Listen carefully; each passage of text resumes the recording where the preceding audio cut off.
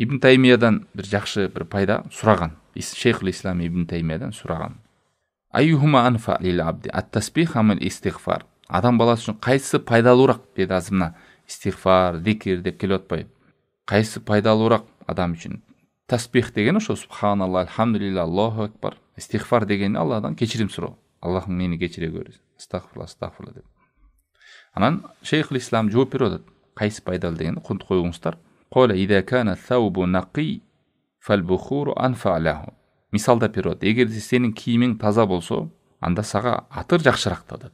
Ва ида кана саубу данасан фассабуну анфа лаху. Эгер кийим кир болгон болсо, анда ага самын керек, жууп тазалаш керек деп.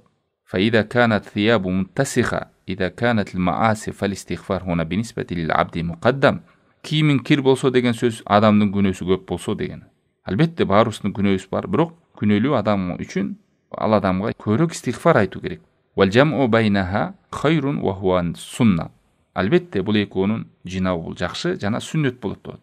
Күнөөм жок, мен ошон үчүн эле тасбих айтам деген сөз да туура эмес. Күнөөм көп, мен тасбих айтпайм, тек гана истигфар айтам деген да туура эмес. Ол экөөнү бириктирет. Бирок адам билет да күнөө кылып алганда. Бушайман болуп, ушул нерсени эстеген кезде, ошол кезде истигфарды көбөйтөт. Мындай жүргөн күндөрдө кадимки эртең кечки зикирлерде истигфарларды, намаздан кийин истигфарларды, жалпысынан истигфарды дагы Аллахтан кечирим суроо жана Аллахка мактоо, даңк сана айтып, тасбих айтып жүрүү дагы сооп иштерден ушул экөөнү көбөйтсүн деп атат.